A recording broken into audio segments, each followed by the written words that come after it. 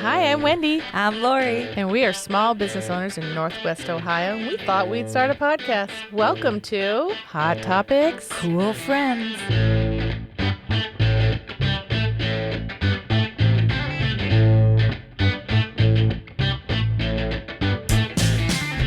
Well, hello, everybody. Today, you guys are going to be enlightened by our guest. He is amazing. And his name is Jeff Lamb. Jeff. Well, I was waiting to see who the amazing person was. It's just me over here. I know, Jeff. but just like, don't you love his voice? Yes, I know. You This whole thing, I've had it for years. Have you? I Yeah. mean, that was one of my questions. Like, did you have to train it to sound like that at all? No, actually, it's my dad was a broadcaster, and I sound a lot like him. When I listen to old tapes of him, sometimes I'm thinking, is that him or is it me? My mom loves to tell the story. I was just over 2.5, and I was a pretty good talker. Somebody came to the house. They were waiting to go downstairs. My dad had a studio in the basement, and they were waiting to go down and do whatever business they had to do with Dad. And so I'm talking to the guy on the couch. My mom's in the kitchen. She's hearing this conversation. And the guy's asking me all these questions, and I'm answering them. Finally, the guy goes, "Say, how old are you?" I'll be 3 on my next birthday. That's cool. But yes, I always had it. It's followed me around. Yeah. So for our listeners who do not know who Jeff Lamb is, why don't you go ahead and tell them a little bit about who you are, what you do, and Well, I've been in radio for a long, long time, since about 1980. I did my first radio program up in Flint, Michigan, and it was called Buffalo Dick's Radio Ranch. And I was just hanging around the lobby of the radio station every day. And apparently the general manager wanted his seat back in the lobby. So he finally called me in and said, "Well, what are we going to do with you?" He said, I understand you do voices. And I said, yeah. He says, "Well, I've got an idea." He says, "I'm thinking about doing a show Saturday morning with like Yogi Bear and Boo Boo introducing records, and we'll call it Cartoons. Because it's the Motor City, Flint is the mini Motor City. And, tunes, it's a radio station playing tunes." oh, And that's I said, clever. I said, "That's stupid." And this guy offered me a job, and that's what I said to him. I said, that's kind of dumb. He said, "Well, what do you have in mind?" I said, "I don't know." I said, "Tell you what," I said, "let me go home. I've been kicking this idea around in my head, and let me just put something together. I'll bring it into you." He says, "Yeah, okay, good, because now I'm out of his lobby, right?" So I went home, and I wrote and recorded this show, and it was called Buffalo Dick, and his sidekick Buffalo Chip, and his sister Cow Patty, and his brother Buffalo Peter, and they were all, it's a Western. It's kind of a takeoff of the old Howdy Doody, and there's a little earthy. Brought the tape into him. He listened to it, and he's dying laughing. He said, "Can you do that every time?" I said, "What?" He says, "Can you make it funny like that every time?" I said, "I don't know. It's the first one." He said, "Tell you what." He says, "You put 5 in the can." He says, "And if they're all as good as that one, we'll put it on. But we're going to air it Saturday night, not Saturday morning." I said, "Okay." So I went home, did 5 more of them, and then it was on. And I wasn't getting paid at first. I was just doing it. And I was trading it for commercial time. So the show went on to win a Billboard Award for Best Locally Produced Show in the country in all markets. That's Oh, crazy. And then I sent some letters out to some syndicators, and it got syndicated, picked up by Westwood One, and they had it in about 100 cities around the country. And it was Buffalo Dick's Radio Ranch. Did you get paid then? Yes. That's good. Can you do one of the voices? Yeah. Well, there's Buffalo Dick and his sidekick, Buffalo Chip. He was just a little squirt. and then there was Patrolman Skip. He used to bring safety films for the kiddies. And it was always somebody getting hit by a car, and he didn't look both ways, and you just hear this awful smash, and the kids, yay! And it was a fake live gallery.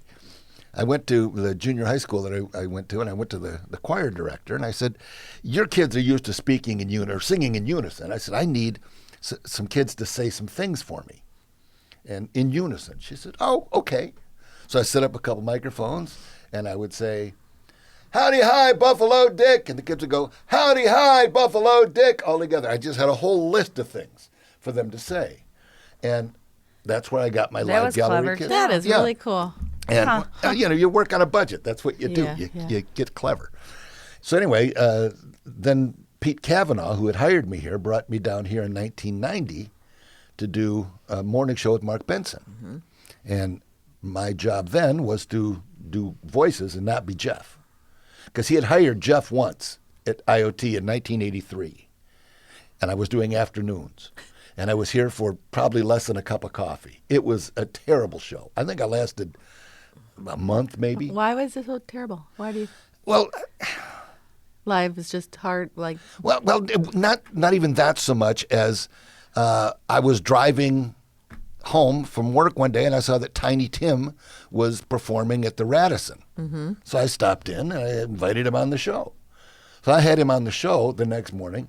Now, Tiny Tim, tiptoe That's the through one with- I can... That's Oh, the she one I can do it. Listen, go ahead. I don't know if I can right now. Do it. I can do it. Tiptoe through the tulips. That's him. Okay, now picture that on WIOT. It wasn't a good fit. Yeah, but Yeah. come on, Go that's over. funny. Yeah, but no, and then I start taking calls on the air, and people are like, get this jerk off the air. He sucks. Talking about Tiny Tim. People I'm like, are mean. Hey. And I'm hanging up on him and going to the next one, and it wasn't good. And hey, now, come on, guys.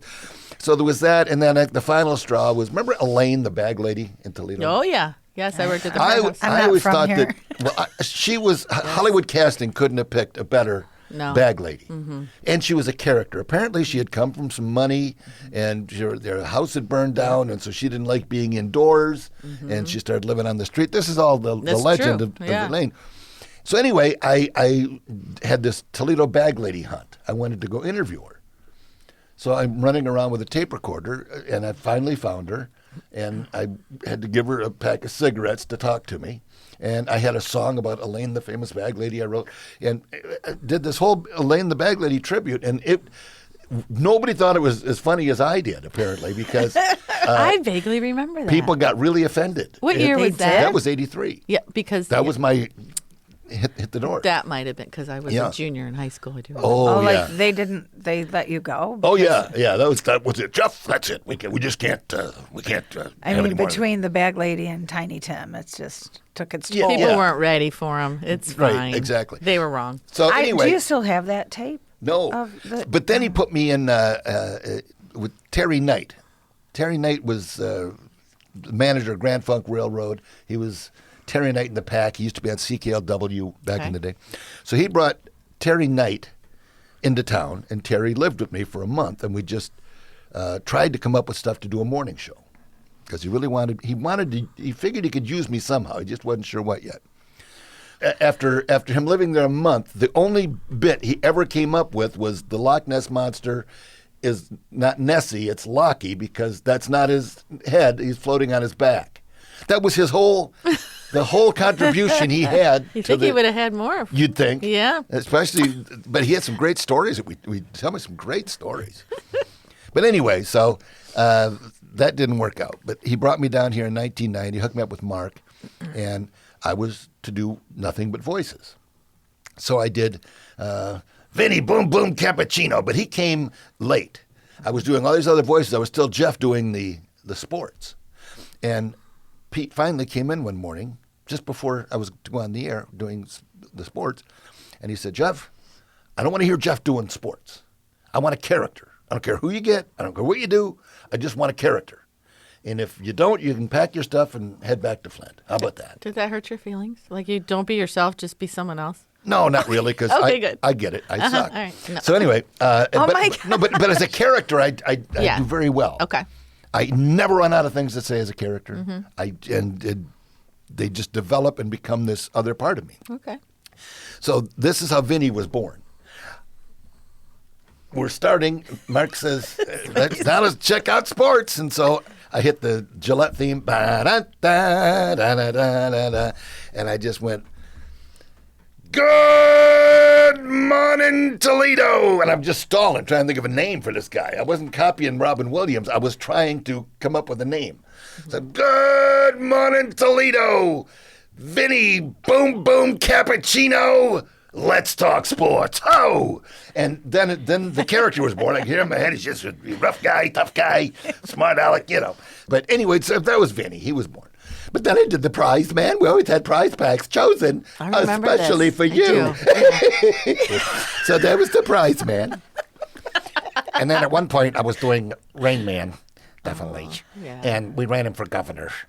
And we had campaign posters all over. It was right in Rain Man. Yeah. Like a And driver. it was all kinds of stuff we were doing. I made these campaign promises like, if I'm elected, the first job's going to be hard. We're going to have to move the governor's mansion because I can't leave the yard. And just a whole bunch of, and that offended somebody. Oh. So we got a cease and desist letter from MGM. So I could no Are longer. we going to get one now? No, well, I could no longer do Rain Man Oh. in that context. So I just changed his name. He became Philip, the Magnificent, superhero of the new millennium, in his peach and seafoam jammies with the feet in him and his towel cape. Cape. Yeah. With the Yeah. I said that. Philip, the Magnificent, in his cape. But he would go around wreaking havoc on evildoers everywhere. That was his job. So we'd have these little adventures with him, and then I had the former heavyweight champ of the world, Gus Booty Kicker Washington Lincoln Carver Brown. I gave him a head fake left and come around with a bell ringer to the side of his head. Bam! I hit him good. So Gus Booty Kicker was another character I did. But I'm having deja vu. There were like 50 different characters that I did over the course of the show. There was Thomas of a Teeth and East and Eyeballs. Now Thomas was the guy that was always on the phone when we come back from a break. And he'd be saying, Paul, no, listen, Paul, you can do this. I know, I got confidence in you. And Mark's like, Jeff, we're out. Who was that with the character? Paul. Oh, no. No, Thomas with a T. Okay. He says, Oh. Thomas, to write these down. Thomas, we're on the air. Get up, we're on the air. Okay, I'm sorry. All right, Paul, I got to go. Bye. He goes, who is that? Paul McCartney. I was just giving him some help. He goes, you had Paul McCartney on the phone and you hung up on him? Well, you told me we were on it. It was always one of those things. So we ended up doing a concert for Thomas, where he just invited a bunch of his friends. And we worked with the promotions department, and they lined up, all the contemporaries of the day. Eddie Vedder and a guy from Poison. Bret Michaels? Yes, Bret Michaels. Oh, I love Bret Michaels. Yeah, well, I got a funny Bret Michaels story. He came into the studio, and we're sitting there, and I'm in this little booth, and Mark was in the big studio. And I'm in the booth with all my carts and, doors opening and closing and all the sound effects. And so Brett's sitting right next to me. And we're getting ready to go on the air, and he pulls out a needle. And I'm like, dude, really? Seriously? He says, I got diabetes. This is insulin. It's okay. I went, all right, rock star. You never know. Right. I made an assumption. My bad. But, yeah. But anyway, so we had all these rock stars lined up, and they were phoning in saying, Thomas, I can't wait for the concert in the Hollywood Bowl. It's going to be awesome. It's going to be, and it was all pre-set up. Then we went out to California. We didn't have to. We could have done everything with sound effects and theater of the mind. But we went to California. We're broadcasting live from Casey Kasem's studio. That's cool. That was another guy I did, Casey Kasem. Yes, I Yeah. remember Coming this. up, a story about a grossly disfigured man living in the south of France. You sound just like him. That's Because good. Unbelievable. Yeah. Oh, my gosh, I love it. So anyway, that we did this broadcast out there, and then we had the follow-up. They made the calls on the same day when they called in, but the follow-up was like, Thomas, that concert was unbelievable. When you lit that guitar on fire and smashed it on stage, holy cow. And this is, these are real rock stars that were playing along. And they would do it back in the day. You could put that kind of stuff together because local radio was important, because you had all the record companies kissing your booty to get the record played. So they'd bring you stacks of things to give away, CDs. They'd give you T-shirts. They'd give you bumper stickers. They'd pay for all kinds of things for you, so to get the music played. That was how the game worked. And they'd get stars to call in and do interviews. And that stuff just isn't available now because local radio is so unimportant anymore. Because That was one of our questions. We were going to ask you what you thought. If that was corporate radio has ruined local radio. They just, Yeah. IoT was such at one point it was we had the number one highest rated morning show in the country for a rock station, and the station won best rock station in the country, and it was just a huge force to be reckoned with. Now I think they've got maybe one local employee on the air. So do you think Everything else is voice tracked or coming from someplace else. Yeah. And you're saving money, you big corporate monster giant. Mm-hmm. But isn't it funny that when Fraser Reamed owned the station, I bet you we had 80 employees in the building, from sales staff to office workers to we had a promotions director, an assistant promotions director, a program director, an assistant program director. Everything was assistants and a lot of people working there. Yet Fraser was still able to be a millionaire. And all these people were paying for their food and paying for their homes and putting clothes for their kids. Everybody was doing okay. Yeah. The corporations came in and they paid way too much for the stations because they just wanted to get their mitts on them. So they came in and they paid 3 and 4 or 5 times the value of the station just to get it. Because a lot of people didn't want to sell them. But how do you walk away from that? So they paid way too much for them. So now Cumulus and iHeart, they're not even paying the interest. They can't even afford to pay the interest, and they're just too big to let fail. So how do you fix that? I don't know. It's just becoming more and more irrelevant every day. And it's That's sad. sad. Oh, yeah. It's very sad. But these have helped, too, these cell phones. Yeah. I used to sit on my porch, and I lived on Lewis Avenue, and I'd watch cars go by. Nobody can travel without talking to somebody now. Nobody just drives around by themselves. I have a porch too. I watch They everybody. have always, Yep. and you don't. I can't tell you how few times I heard a car go by with a radio playing. Everybody is on the That's a phone good now, point. or listening to their own music on the phone. It's true. Yeah. I used to just listen to IoT all the way to work, and now you're right. That was it. I never thought of that. That Yeah. makes me Wow, sad. that is sad. So that didn't I'm not help. going to do that anymore. No, I'm not either. We cannot talk to each other anymore on the way to work. Oh Yeah, my that'll last gosh. about till you get out in the car on your way home. Right. But when you think about it that way, it's just eye-opening, you know, of how things. Well, when I kinda- got into radio, it was such a cool industry. It was awesome. And when you went to do something, it meant something. You'd draw a crowd. You'd sell a remote at a car dealership, and people would actually come, and they'd sell a few cars that day.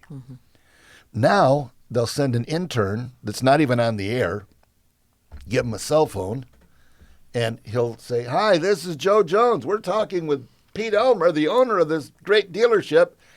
And he'll talk, and if it goes over a minute, they cut him off, and they edit it up at the station, and then they air it. Nothing's live, and it's Well, It's let's just figure sad. out how to get it back to the way it was, because those were good I days. know, they were I good old love the days. 80s Well, and one 90s. day, I was going to do a bungee jump. First of all, corporate radio would never approve that. They'd never sign off on that because, you might could die. get hurt and we could get sued. Right. Anyway, so I go to do this bungee jump. There was a place, Angola and maybe Yeah, Holland, Hill. Sylvania Yeah, or where the something. go-karts are. Yeah. Yep. So they had a bungee jump thing set up there. So we announced that I was going to bungee jump there. So I go up and I look, and in every direction on the 4 roads in that intersection, there were cars. They all came to see me die. Yeah. But that's the way radio worked back Right. then. You could do something like that. One of the smartest things I ever saw, Dennis Lemon was the general manager at 94.5 when I was there, XKR. And he wanted to do a demonstration. He had some advertisers that were kind of dragging their feet. And so he went to one, I think it was Banner. I think it was Banner. And he walked in and he said, he says, why have you been on with us for a while? He goes, we don't think radio works. He says, really? He says, I'll bet you $1,000 that I can have your parking lot full in 5 minutes with one announcement. And he says, you're on. So he picks up the phone. He goes, Renegade remote, Banner mattress. And so we get on the air and go, Dennis Lemon is at Banner Mattress right now, and he's giving away $1,000 cash. You've got to get there right now, though. That was the announcement. The parking lot was packed. Traffic was jammed up. They had to call the cops to direct traffic around this thing. The guy gave Dennis $1,000, and Dennis gave it to somebody. Just picked a person at random and gave him $1,000. That's cool. But I remember that too. radio works. It's just you can't just say, "We're open and we're open."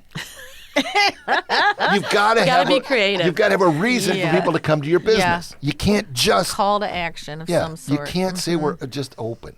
You got to have a loss leader. You got to have something, some kind of a bait pile. You know, when I do karaoke, I used to make cookies and I'd bring them in as my bait pile. And for the man cave, when I was broadcasting from home, I'd make a pie. I'd bake something. I always had something out, and it was a bait pile. And it was just so people would come. And they did. And they do. They Yeah. tell us about the man cave because every time I've been there, it's packed full of people, and you got some good bands in there. And Well, that started when I first moved into the house that I'm leaving now, but I'm in again. It had this great big room. It was like 30 by 30. And I had been talking with the girl that I was living with. I said, I'm not on the radio anymore, but I got an idea for a show. What do you think about me getting my equipment together, going to a bar, and doing a live show with a live band and broadcasting it on the radio live? She said, that's a pretty good idea. And then when I got thinking about it, I got thinking, you're going to get drunks. You're going to get drunks in the bar. They're going to be swearing. You got that $10,000 fine we were talking about. And I got thinking, well, if I have it at the house in that little room, it'll be a smaller show, but they'll be my drunks. I can control them. I'm not going to have somebody that's been drinking there since 5 p.m.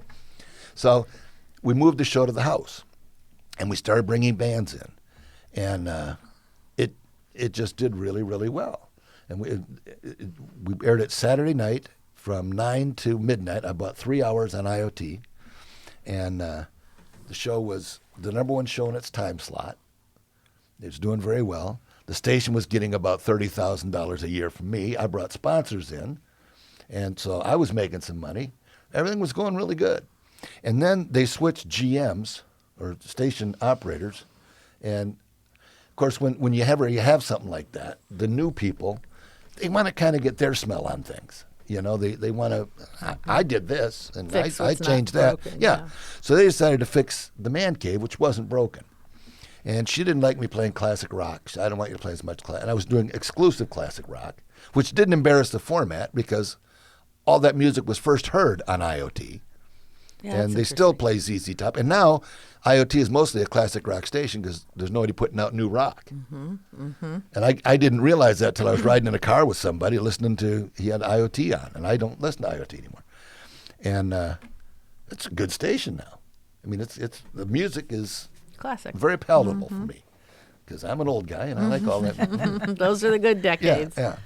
But so anyway, it was she wanted to change things, and I said, "Well, are you at least going to give me the music?" She goes, "No, you got to get the music yourself." And of course, as you know, there's the radio versions of songs, and then there's the songs that everybody else can get. Well, if you're not going to give me the radio versions of songs, there might be some F-bombs dropped in these songs. She said, "Well, then. I said, tell you what, let's just wrap it up at the end of the month. That'll be that." She said, okay. So I took the show off the air. It took me about a month to get equipment, but I got enough equipment to do a radio show from my house. And I started broadcasting online. And we still had a lot of people coming in to do the show. And I don't think the numbers were as good as when it was on IoT, but it was still working. It still gave the bands some exposure. It gave them a nice audio track to send around.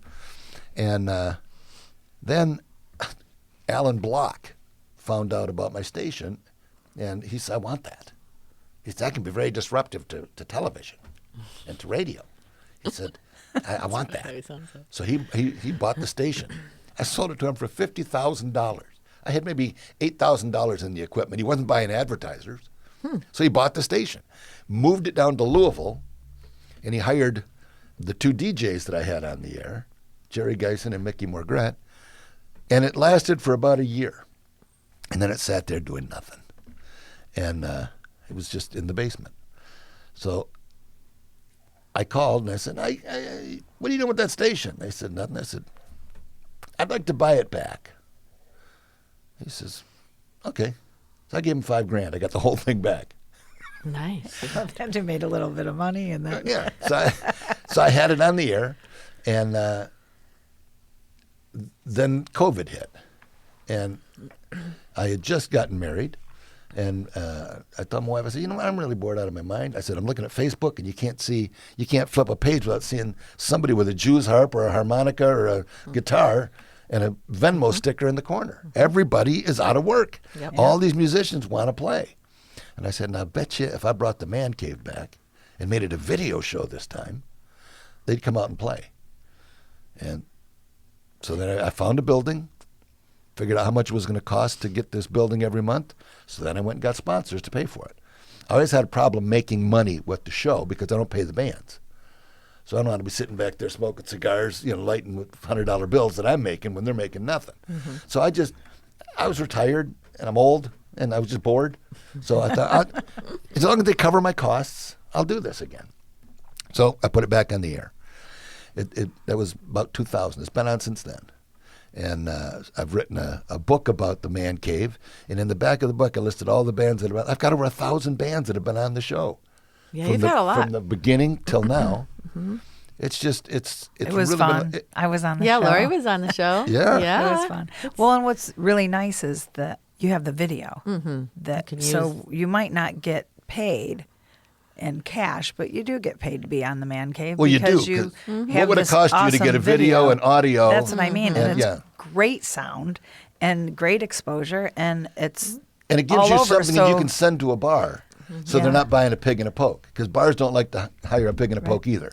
Just like I don't when somebody calls and goes, "Hey, dude, can I be on your show?" Hey, I'd love to see your work. Can you send me something? Right. And most of them say, "Oh, dude, no, I don't have anything right now." "Oh, wait a minute, yeah, I do." And they send me a video that their drunk wife held up a phone in the back of a bar, and this music sounds like. And I'm like, I still don't know what you sound like, but thank you. That's really... Well, so what year did you have Greta Van Fleet on? Greta Van Fleet was on in 2013. Okay, so that was because they looked pretty young in that picture. They were. I was like, They weren't Greta Van Fleet yet. They Right. were, but they weren't. And they weren't great. No, they were. They weren't. They were a little rough around the edges. Yeah. But the thing is, the drummer's mother used to live across the street from me. She did. Growing up, I used to babysit for her sometimes. Oh, you did. Okay. And she called me and she says, "Jeff, my boy's in a band, and I know you have this show. Could we get them on your show?" And I said, "Sure, Lori." So they drove down from Frankenmuth in a blizzard. They did the show, and I had a nice little crowd there that night, and they were all just blown away by these kids, and especially the Singer. the lead singer with his, apparently he sounds like Aerosmith. That's what he thinks. No, I they think. I no, think they Led relate Zeppelin. to Led Zeppelin. I know. But It's you- obvious. Yeah, he was but being he tells people in sarcastic. interviews. Yeah, he tells people in interviews that I was. We were more influenced by Aerosmith than Led Zeppelin. No, that's not Which Robert accurate. Plant thought was very funny. Yeah, by I the way. bet he did. Yeah. I bet he did. But anyway, yeah. So they were on, and they're great kids. We had a good time with them, and then they stayed at the Holiday Inn Express on Navarre, and went home the next Went day. home the next day. Well, Yeah. that's interesting. So, if who would you like to have come on the Man Cave that hasn't been there? If you could have anybody dead or alive, who would it be? Come on the Man Cave. The Beatles. Yeah, right. Yeah. Yeah, okay, yeah. I actually wouldn't mind Greta Van Fleet coming back now. Right? Yeah, now Yeah, I'm like, before and You know, after show. and that's the thing. So that's what I don't like about people who make it big. They should. Well, Let's call Lori. No, I'll tell you what ticked me off was I did call Lori, and I Oh. said, I'm trying to start a talk show, the Man Cave Talks, where I'm going to interview people. And the first person I interviewed was Rob Paulson, and he was on Buffalo Dick with me. He did voices with me. I went to high school with him. Well, Rob then went out to California, and he became Pinky of Pinky and the Brain. He became Raphael of the Teenage Mutant Ninja Turtles. He was Yakko of the Animaniacs. He was Carl Weezer from Jimmy Neutron. He just and you look at any cartoon at the end, there's Rob Paulson. So anyway, I did this interview with Rob Paulson for the first one, and then I had Greta Van Fleet lined up. And I had Rob do this. He was, I love Greta Van Fleet. He said, I loved going to Frankenmuth, great town, and he just had really nice things to say. And then I found this pitcher who was, it was a coach of, I think, the San Diego. He's sitting on a bench talking about Greta Van Fleet. And so I had that clip. And I had it all ready to play for these guys, had it all set to go, and I get a call or a text the day the show starts. We're all set now for 2 o'clock today. I went, perfect. They said, now, you know it's just going to be Danny the drummer, right? I said, no, I didn't know that. He said, yeah, it's just going to be Danny the drummer. They don't do the whole group anymore for interviews. And I went, yeah, you know, when they wanted to be on my show, I didn't just say, send me Danny the drummer. I said, yeah, send me the whole band. Right. And I put him on. I said, that's... Stinks. So did Danny? Did you say no, or did I blew it off. Yeah. But it, and I don't even know if the kids knew about it. Yeah, but poor Danny, the drummer. It might have just been. I know, poor Danny. No, it might have just been the manager, the agent, whoever it was that I spoke with, that didn't even take it to the kids. Just said, Danny, I need you to do this. And yeah, because I would be shocked that the kids wouldn't do that. If they had time, I wouldn't see why not. Yeah, But, I don't know. You never know. I don't know. But, I did tell her, I said, it's funny. I bet if Jimmy Kimmel called, the whole band would show up. That's so right. It's just basically a frame of reference. But yeah, so. So are we going to ask Jeff well, first of all, how do musicians get on your show? Like give us some information on how to find it all, the good things. Well, they can text me online. Okay. On Facebook. They can find me there. That's where the show is, too. You can see it on Facebook and YouTube Wednesday nights at 8 o'clock. Okay. That's live then. And then the replay is immediately after. It's available forever after that. Okay. But, they just send me a message saying you'd like to be on. But be sure you have something where I can see what you do. I'm not a fan of rap music, so I'm probably not going to have a rap band on. Just not. It's just it doesn't fit the deal. And you got to understand that because there are a lot of bars that you can't work in either if you're a rap artist. They just formats. Sure. So I'm looking basically for classic rock bands, rock bands, country bands. Just about anybody's welcome, but I really want them to be good. Right. So right. What are you going to ask him? Our go-to question? Sure. Jeff? We didn't prep him because he may not. We didn't. So off the cuff. Well, come on, it's Jeff Lamb. Why are you our cool friend? Why am I your cool friend? Yeah. Well, I've had all my shots and my teeth don't come out. Bum. Pretty proud of that. Yeah. That's it. 66, and I got most of my teeth. That's good. Yeah. That's a start. Well, I don't know. I didn't realize I was cool, but thank you. I think you're very cool. Well, you've lived a sheltered life. She has. She has. She didn't I didn't even know people. who Weezer was when she came here. She didn't. Okay, well, first of all, I'm not from here. Okay, so all right. That's irrelevant. This is what I try to say. Because I've been in the music industry since I was little. And when you're performing, you're concentrating on what you're learning. Right. You don't necessarily have the time to listen to the radio and listen to a bunch of songs. You're given songs to learn, and you spend your time doing that. Exactly. I can't tell you how many times people have said, do you know such and such a DJ that worked at this bar? I'm like, no. Why? Everybody knows. Because I was working the same nights he was. I couldn't go out and party with Jimmy Buckets over here. Right. So there's songs I know that I don't even know the artist because I wasn't you able to. You weren't smart enough to ask. Yeah. I didn't really care. I liked the song and I wanted to sing it, so that's what I did. Hey, let me flip the question around. Why am I your cool friend? Why did you decide to be my friend? Oh, he's flipping it. He is I flipping just flipped it. her For me, off. it's his voice. It's his voice, he's yeah. nostalgic to me. Yeah, very cool voice. Sorry. I'm nostalgic. I'm sorry. I'm an oldie now. I'm an oldie but goodie. You're vintage. You're vintage. Yeah, we're into the vintage stuff, in case you didn't know. Badly used. No, I met Jeff because I used to DJ. Oh. And I knew of you because I was a DJ, but I had never really... Because we were working the same times. Yeah. But we were working kind of the same circuit and the same bars here and there, different days. And then my daughter was introduced to him and was in your karaoke contest. And she won. She did win. And that is when we first became friends and built a relationship. And yeah. Do you have any tips for people wanting to get into the radio industry? Don't. Yep. I knew you were going to say that. No, you know what, you guys, we're going to fix it. Let's try to fix it. You know what, though? They've really painted quite a corner for mom and pops. Yeah. Let's just say, hypothetically, that the big corporations fail, and now all these radio stations are available. So we'll just say Joe Jones decides to buy a radio station, goes and buys it.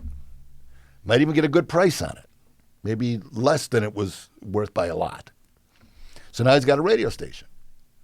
Well, first of all, there's nobody that's trained to be on them anymore. Nobody's training anybody. There used to be program directors that would have meetings, and they would work to coax you along, and you'd have meetings, and they'd say, here's what you did right, here's what you did wrong, let's fix this, let's fix that. But they would teach you. There was a process to it. Nobody's teaching that anymore, except right over here. Chris is. So if you want to learn, you can. But the other problem is, now you got a radio station. Okay, now we got a couple guys that are green, ready to work for you. You don't have a tower anymore. The big companies sold all their towers, and now they're leasing space on it because they needed a quick fix to help with the interest payments they had to take care of. So they did stupid things like sell the towers, and now they're leasing space on it. They owned them. It was not an expense every month. It was not an expense. Now it's an expense. And it makes your station worth a whole lot less because whoever buys it has to either construct a new tower and put their transmitter there, or lease the space from AT&T or Yahoo or whoever bought the towers. So, I mean, they've really, if they were trying, I don't think they could have damaged radio more than they did. And that's why I don't work in radio anymore. Nobody will hire me because they hear me say things like this. But it's true. I have no interest in working in today's radio. Now, if we could go back, like when it was fun. That's what we should try. And back when it mattered. Yeah. And back when, it was a respected profession. And back when concert tickets were like $15 instead of $1,500, that'd be Absolutely, good too. yeah. Like the whole thing. Well, why can't we just fix it? I don't know. Let's make a plan when he leaves. When we get off the air, we'll make a plan. We're going to make a plan. Well, if you can fix it, you'll be very, very rich. Because there'll be a lot of people really glad you did, and they'll give you a lot of money for that. But I think to fix it, you got to get a time machine and go back and never invent cell phones. Don't invent computers, because computers put a lot of radio people out of work too. Yeah. And like the radio station I had was all automated.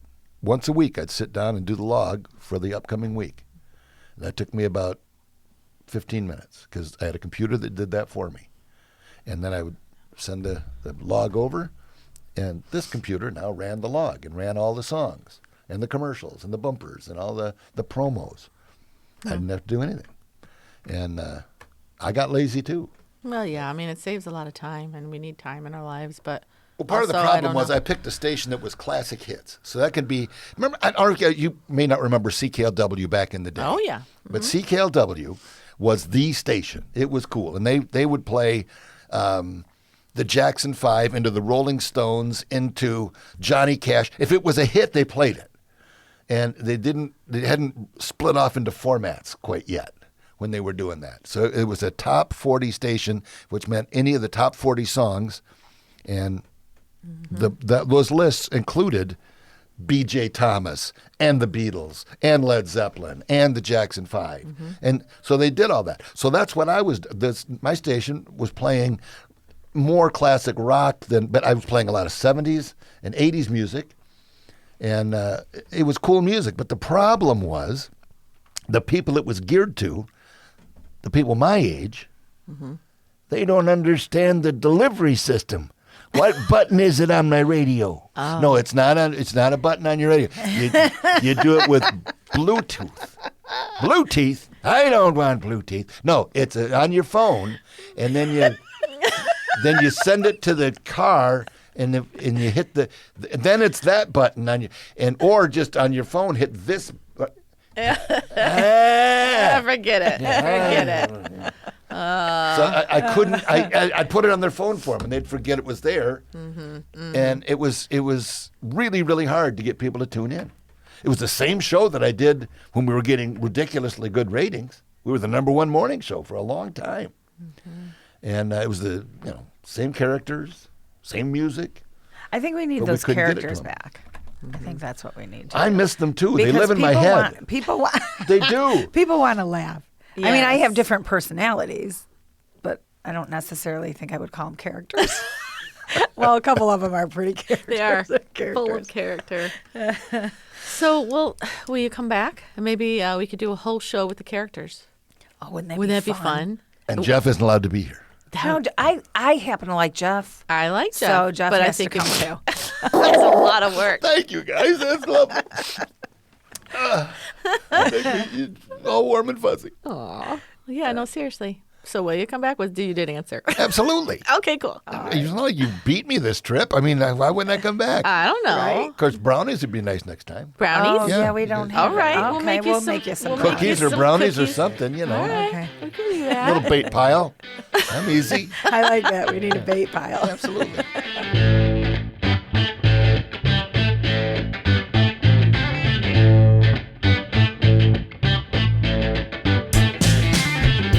Thank you for joining us today on Hot Topics Cool Friends. I'm Lori. And I'm Wendy. We would like to give a special thanks to Chris Pfeiffer, our executive producer. And Gary Wagner, who wrote and produced our music. if you guys have any questions or comments and you want to listen to more of these wonderful episodes, head on over to wgte.org/coolfriends or anywhere you stream your podcast. And remember, To thank your local business owner. and go out and hear a local musician.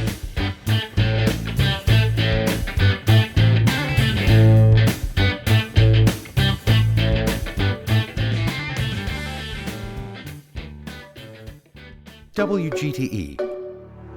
Voices around us. WGTE is supported in part by the American Rescue Plan Act funds allocated by the City of Toledo and the Lucas County Commissioners and administered by the Arts Commission.